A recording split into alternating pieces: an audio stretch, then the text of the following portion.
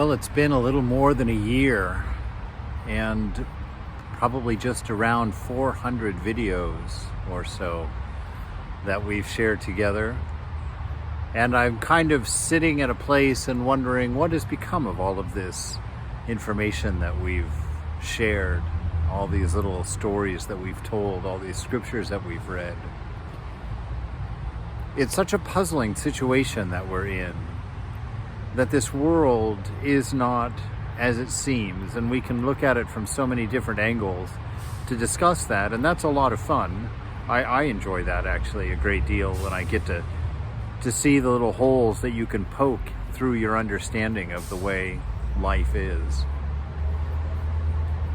But the summary of it is really the challenge of seeing clearly, to know what the real perspective is, what it means,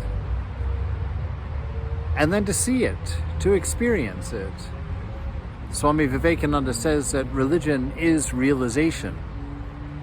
It's a profound knowing of what you really are and what's really going on, and how to figure that out. You know, I remember when I was in, I guess, 11th grade, which would have been like 1982, I went to see a movie, oh my God, called Alien. And it was a horror movie about a spaceship and an alien that gets on board and slowly starts knocking off the people on the space station one at a time. And it is so full of suspense. Oh, it undid me. I have not been able to sit and watch another horror movie like that since then.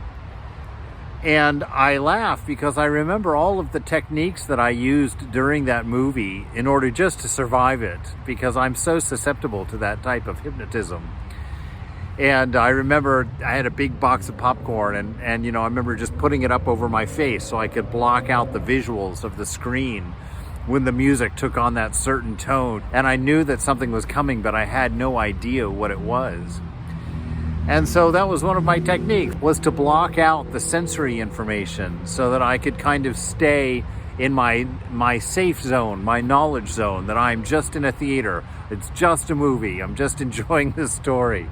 And I remember it got quite bad in that movie because just the popcorn over the head wasn't working. So I went to the back of the theater, and you know, in those days they had the drapes hanging down on all the walls of the theater.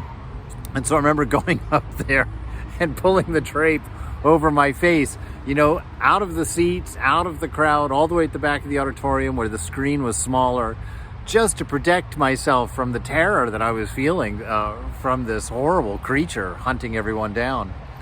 And then finally, by the end of the movie, I was standing back by the exit at the back of the theater, and every now and then I had to go out into the lobby and just hear the ringing of the video games and the cashier and the popcorn machines and people coming and going from other theaters. And then I would duck back in and do a few more minutes of the movie and have to get back out there again in the hallway. And the funny thing is when I think about that in my spiritual life, it's been very much the same techniques.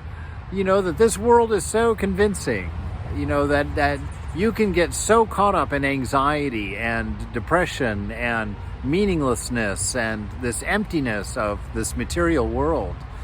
And you can go through your milestones in life and think, gosh, I've done everything I was supposed to do. And really, is this it? Is this all I have? And I hear that voice echoed online so much. And so a lot of spiritual practices are just about doing that, you know, repeating the name of the beloved.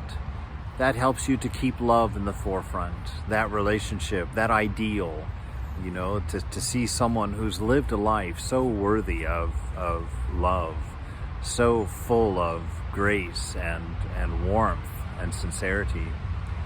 And to repeat that name over and over and over again, you know, is very much akin to kind of putting the popcorn bucket over your face, to cut out all the noise of the mind for a minute and just come back to what's real, to what is important in life. That love is the number one thing, you know, in there. And then even that going out of the theater, standing at the back door, you know, Ramakrishna says, take time every now and then. Get off by yourself. Take a weekend by yourself. Leave the cell phone at home. Leave the computer at home. Leave the iPad at home.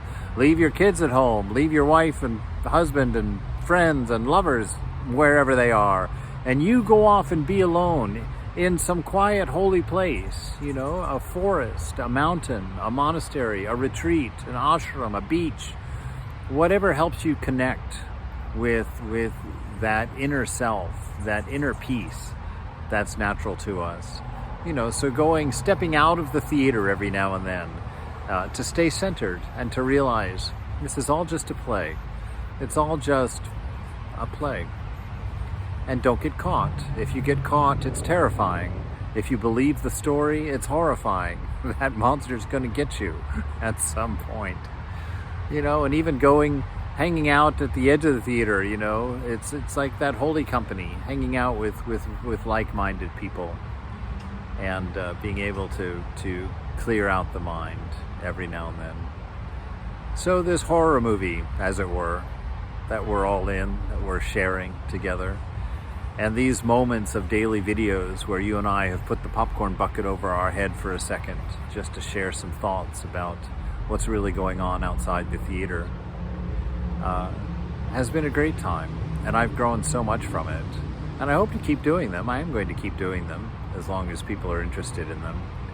Certainly I've got a lot of growing to do, a lot of scriptures to read, a lot of poems to understand. So I just want to take this time and tell you that I'm enjoying it. I'm enjoying being with you. I'm enjoying your comments and your letters. I'm enjoying meeting you. I'm enjoying the idea that we're sharing something important and inspiring. And with that, to give you some of my heart and to say I'm rooting for you.